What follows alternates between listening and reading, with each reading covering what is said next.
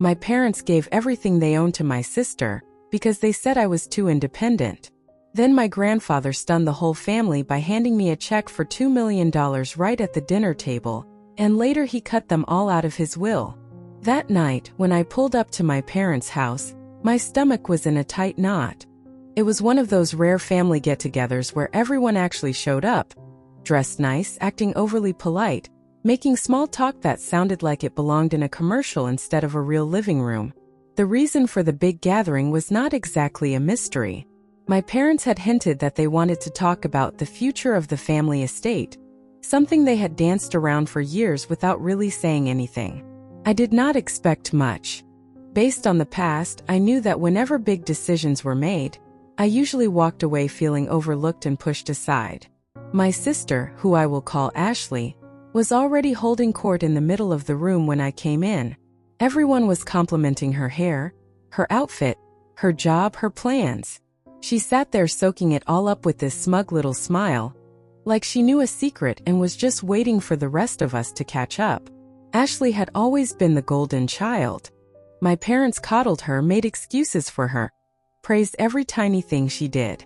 Meanwhile, I learned pretty young that if I wanted anything, I had to work for it myself. Nobody was going to hand it to me. The polite chatter dragged on, and I caught myself wondering if I could sneak out without making a scene. That was when my dad tapped his fork against his glass to get everyone's attention. My mom stood next to him. Her face lit up with this bright excitement that made me uneasy the second I saw it.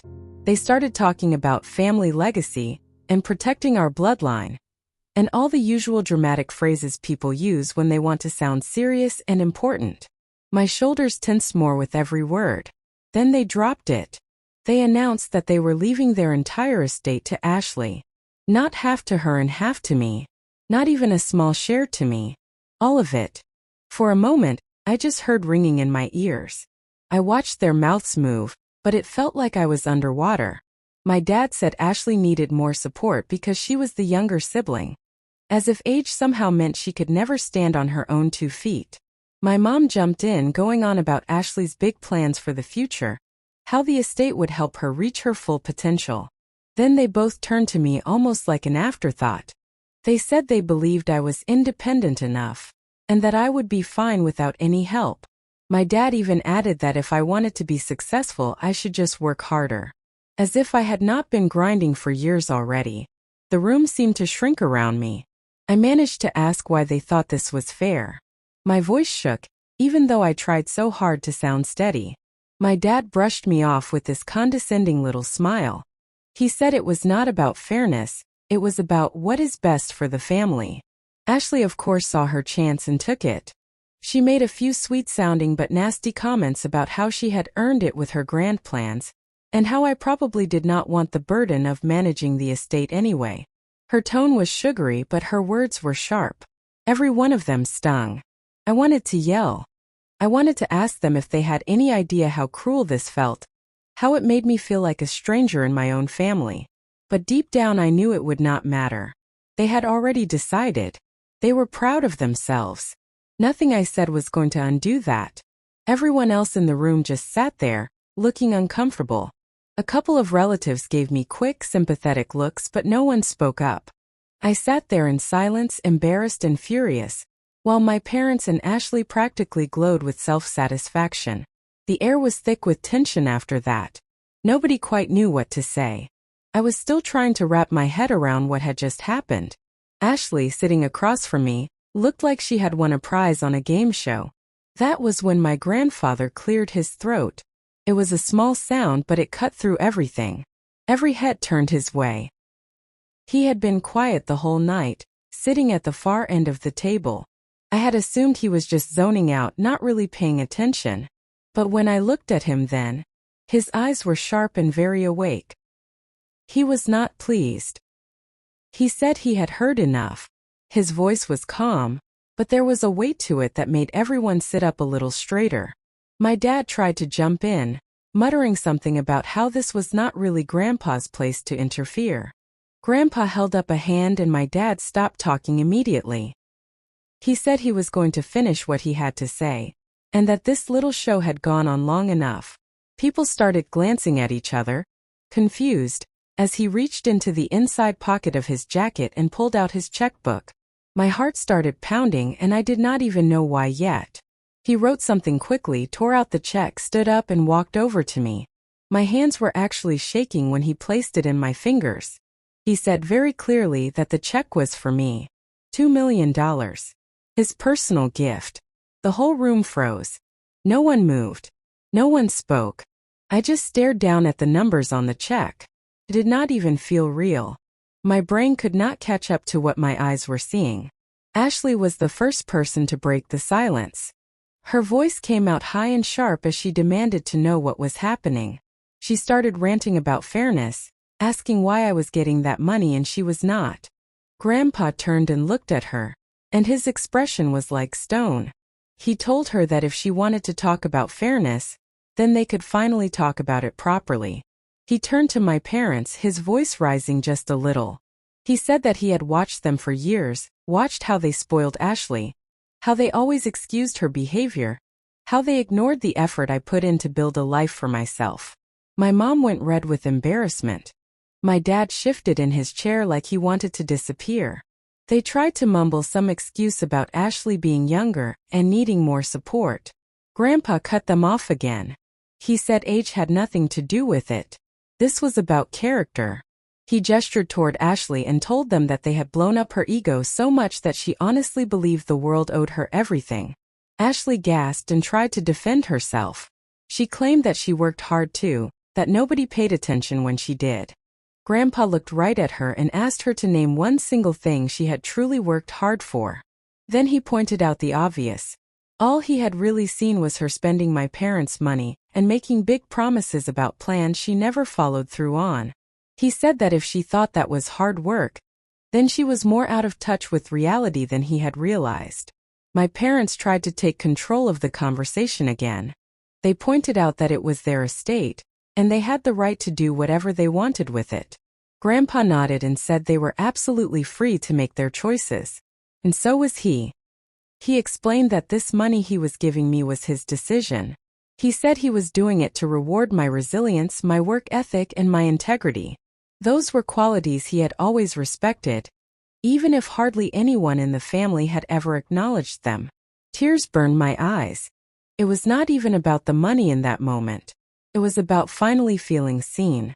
Someone had noticed the years I had spent struggling, trying, pushing forward alone. Ashley slammed her palms on the table and demanded that Grandpa explain himself again. She insisted that he was insulting not just her, but the entire family. She said he was playing favorites, and she accused me of manipulating him into giving me the money. My face got hot with anger. Manipulating him? I had spent years putting my head down and dealing with their favoritism quietly. I had never once tried to use Grandpa for anything. My parents jumped in, backing Ashley up. My dad argued that giving me that money would cause a rift in the family. My mom added that Ashley was still young and needed guidance, not punishment. It was so hypocritical that I almost laughed. I had reached my limit. I told them that the so-called division they were worried about had always been there. They just ignored it as long as it benefited them. I reminded them how they had mocked my choices and my hard work, while praising Ashley for doing nothing but existing. I asked them how they could look me in the eye and call me greedy for accepting Grandpa's gift when they had just handed 100% of their estate to Ashley and called that fair. Ashley snapped back, calling me ungrateful and petty. She said I was just jealous of her success. I laughed, but there was no humor in it, and told her that living off handouts and demanding more did not make her successful. It just made her entitled. Things started to spiral. Ashley raised her voice, yelling about how unfair life had been to her, how I had always hated her, how I was trying to ruin everything. My parents tried to blame me for making things worse. They said I should have just been grateful for what I already had. That was when Grandpa raised his voice. I had never heard him that loud. He told my parents that they had no right to talk about fairness or family unity when they were the ones who had created this messy, toxic dynamic in the first place. He told Ashley that nothing in life was guaranteed, and that if she did not change, her entitlement would destroy her. His words stung everyone in the room, but in very different ways. Things went quiet again. I sat there, realizing that this was no longer just about a check or an estate. It was about finally being acknowledged after years of being treated like a background character. Ashley still would not let it go. She whined that it was unfair. She asked if she did not deserve something too. Grandpa's tone went cold. He told her that she had already been handed everything, and still she complained. He added that she should be grateful he was not taking every last bit of my parents' future inheritance and leaving it to me instead. The room exploded into noise all over again. My parents shouted, Ashley cried and argued. Relatives whispered to each other. Grandpa stayed calm. His point had been made.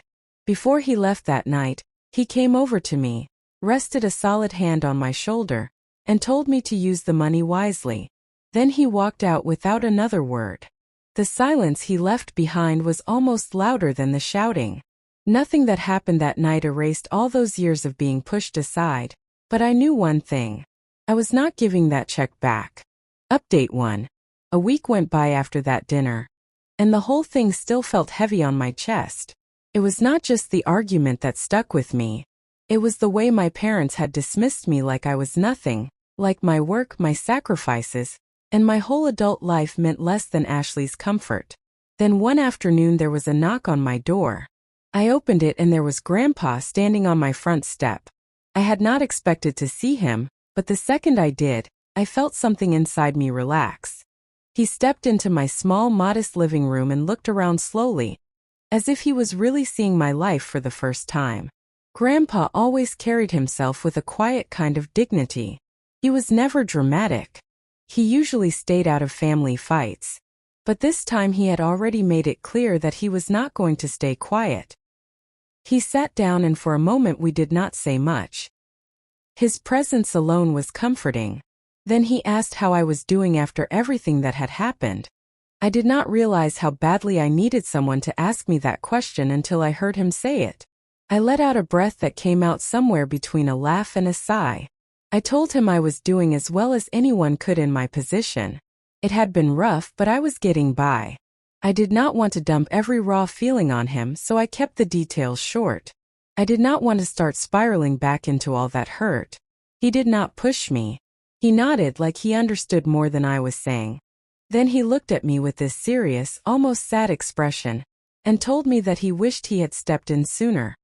He said he should have called out my parents a long time ago for the way they treated me, and for the way they put Ashley on a pedestal while ignoring my effort. It hurt to hear, but it was the kind of hurt that comes with honesty. I told him I had never expected him to fix it. I knew who my parents were. I had made my peace with a lot of it, or at least I thought I had. But the way they had dismissed me at that dinner still burned. Grandpa nodded again. He told me I should not let them decide how I see myself anymore. He said I had earned everything that was coming my way. Then he told me something that really stuck. He said I did not have to chase their approval anymore. With the money he had given me, I now had a real chance to build something on my own terms. He reminded me that how I chose to use that money would be my decision, not anyone else's. I asked him if it was really okay for me to use the money. I admitted that I was scared of messing it up. What if I did not know what I was doing? What if I made a bad decision? He smiled at me in a patient, kind way. Not like I was foolish, but like he understood. He told me not to obsess over the idea of wasting it. He said the important thing was to take my time, think, ask questions, and get help from people who knew what they were doing. He told me that if I wanted it, he would be there to guide me through it. We spent the next few hours talking about options. We talked about investments, savings, different ways I could use that $2 million to build something stable. He told me I should meet with financial advisors, maybe find mentors, keep learning, and not rush into anything. It was a lot to take in, but with every minute I felt some of the weight lift. For the first time in a long time, I did not feel alone. I had someone in my corner who genuinely believed in me. Before he left, he stood up, put his hand on my shoulder again, and told me he was proud of me. He said he always had been. I will never forget that. Update 2. For months went by and things changed a lot. Ashley had full control of my parents' estate by then, and she was completely overwhelmed. I cannot say I was shocked. She had been handed everything, and it turned out she had no idea how to keep it together. At first, she started selling off pieces of the family property, saying it was to pay for necessary upgrades. A cousin told me she had sold a bunch of old antique furniture, things that had been in the family for generations, just so she could redecorate to her taste. Then came the renovations. She hired some of the most expensive contractors she could find, promised them big money, and let them run wild. They did part of the work, took their pay, and disappeared. She refused to listen when people told her to slow down and make an actual long-term plan. Bills started stacking up. Debts crept in. She did not even notice at first. My parents remained firmly in denial. They said Ashley was doing her best and that everyone should be more supportive. They refused to admit that maybe, just maybe, they had made a mistake. I heard about all of this through the grapevine. People talk. And once money trouble starts, the stories spread fast. Some of the business partners who had worked with my family for years quietly stepped away. Extended family members who used to brag about my parents' success started keeping their distance. No one wanted their name tied to the mess. I kept hearing little bits and pieces. Bad deals. Overpriced consultants who gave vague advice and drained what was left of the accounts. It was honestly painful to listen to. And I will be honest, a part of me felt smug. Not proud exactly, but there was a certain satisfaction in watching the people who had dismissed me so easily now face the fallout of their own choices. Eventually I found out that my parents had even tried to hide some of the financial documents to make things look better than they were. They wanted to pretend that everything was fine, that nothing had changed, even while the foundation crumbled. I did not stick around for any of the fireworks. I had already decided that I was done letting them drag me into their chaos. Every once in a while a relative would call, checking to see if I had heard the latest news. Some of them actually sounded sad for my parents and Ashley, calling them unlucky. But I knew this was not bad luck. It was the direct result of terrible decisions. The family's reputation was not just bruised, it was wrecked, and I found myself almost happy about it. Not because I enjoy seeing people suffer, but because, for once, the people who treated me like I did not matter were being forced to live with the consequences of the way they had always done things. I stayed out of it. I focused on my own life, my own plans, my own future. And honestly, that felt right. Update 3. Things only got worse from there. Every choice Ashley made seemed to drag them down further. More waste, more reckless spending, and more burned bridges. Word spread about unpaid contractors, missing money, and growing debt. A few more businesses pulled out. No one wanted to be the last one still attached to a sinking ship. I heard all of it secondhand. Old family friends and distant cousins seemed almost eager to pass on the latest news. It was like listening to gossip about strangers, except it was my family. What really stood out though was the phone call I finally got from my mother one evening. I had not talked to her since that first dinner. I had not answered her earlier attempts to reach me, but this time I picked up. She tried to sound normal at first, but I could hear the panic under her voice. She said things were a little rough, and that they were working on it. But it was obvious they were in serious trouble. At first she did not ask for help directly. She just circled around it with vague comments about family, and sticking together and getting through hard times. Then her tone shifted like I knew it would. She started acting like they never could have seen any of this coming. She brushed off their choices as simple mistakes, as if none of it was their fault. Then she said something like, "You know, we always thought you would be there for us." She was trying to guilt me. I stayed quiet and let her talk. Eventually she said what she really called for. She wanted to know if I could help them out. She did not say please. She did not admit they had wronged me. She just pointed out that I had the money now, and suggested that I should lend a hand for the sake of the family. I was furious, but I kept my voice calm. Then I hung up. I decided that there was no point trying to reason with someone who still could not take responsibility for anything. I did not forget how she had spoken to me the night of the estate announcement. I did not forget how she had looked right past me like I did not count. I did not forget how she had treated Ashley's comfort like it was more important than my entire life. Not long after that, Ashley called. I let it go to voicemail. Her message started with an apology. She said she had been under a lot of stress and had made some mistakes. Then she launched into a description of how bad things had gotten, how serious the financial problems were, and how much pressure she was under. She said that as the older sister, I had a responsibility to help save the family. She tried to play every emotional card she could think of. She said the estate had just been too much for her. She claimed that she had not been prepared and that if I would help her now, maybe everything could still be fixed. Underneath all of that, what she really wanted was obvious. She wanted access to my money. I listened to the whole message. When it finished, I called her back. I did not waste time pretending to be polite. I asked her if she truly believed I was going to step in and fix everything after how she had treated me.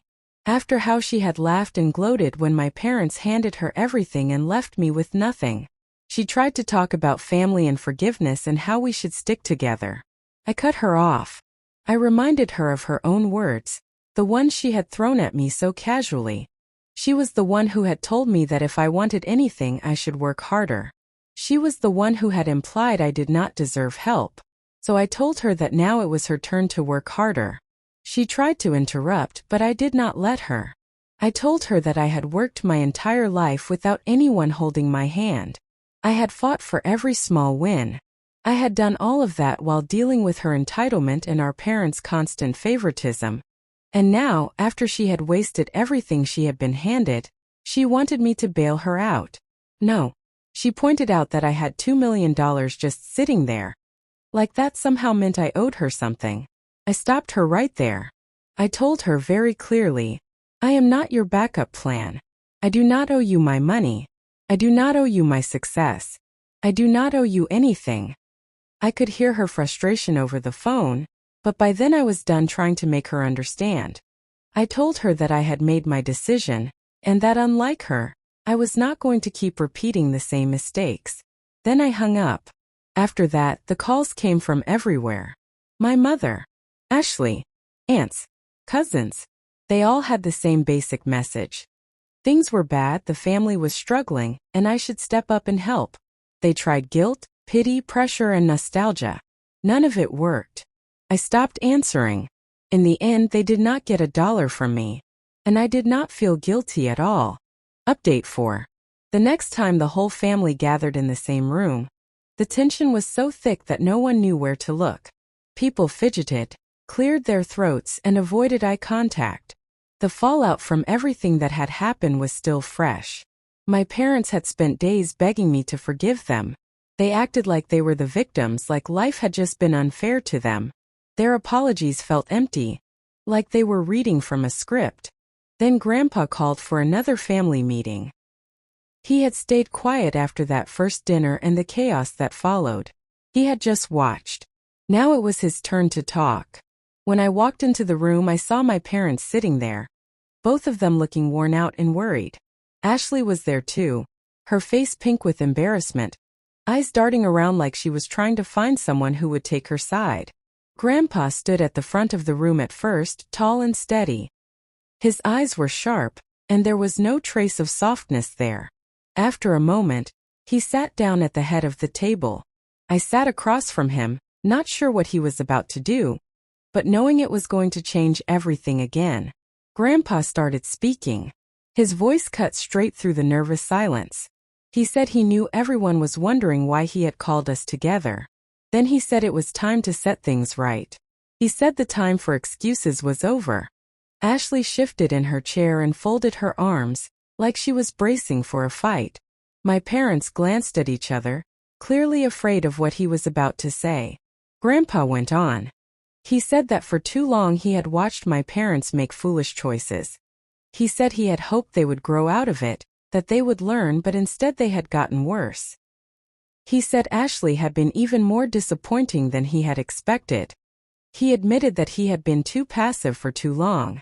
Then he said that was over. The air felt heavy as his words sank in.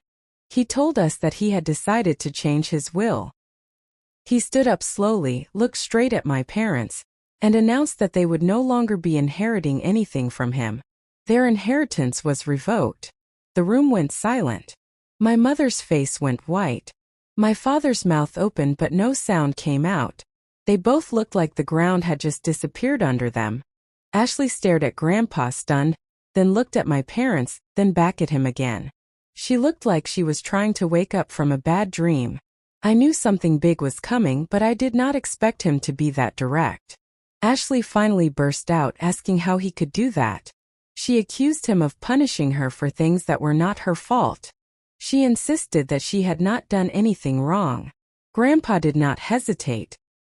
He told her that she had spent her whole life acting entitled, believing that everything would be handed to her. He said my parents had allowed it and encouraged it. He laid out how they had built a family dynamic where I had to constantly prove my worth, while Ashley never had to lift a finger. Then he turned to my parents and his voice went cold. He said, "You did not help either of your daughters. You crippled one with your favoritism, and you set the other up to fail with your selfishness. Now you are seeing the bill for it." My mother cried, wiping her eyes with a small handkerchief, but it was not just sadness. It was embarrassment. My father's hands clenched on the table, his knuckles white, but he still could not find anything meaningful to say. Grandpa did not give them much of a chance anyway. Ashley trembled in her seat. She opened and closed her mouth like she was searching for an argument that would make all of this go away. Nothing came out. My parents tried to apologize. My mother said she was sorry, said they never meant to make me feel small. My father said they never intended for things to get so bad. But even as they spoke, I could see it in their eyes. They were not truly sorry for what they had done. They were sorry that it had consequences. They wanted control back. That was all. Everyone else in the room stayed quiet. Nobody dared take sides out loud. They all understood that if they pushed too far, Grandpa might decide to cut them out too. A couple of days later, I got a message from my parents. One last attempt to reach me. They apologized again. They said they regretted everything and that they hoped I could forgive them. The truth is, I did forgive them, at least in my own way. I did not want to carry all that anger forever. But forgiving them did not mean I had to let them back into my life. I had finally started to let go of the bitterness I carried for so long. I had a future in front of me that was not built on begging for scraps or waiting for approval that never came. Grandpa had given me more than a check. He had given me permission to walk away.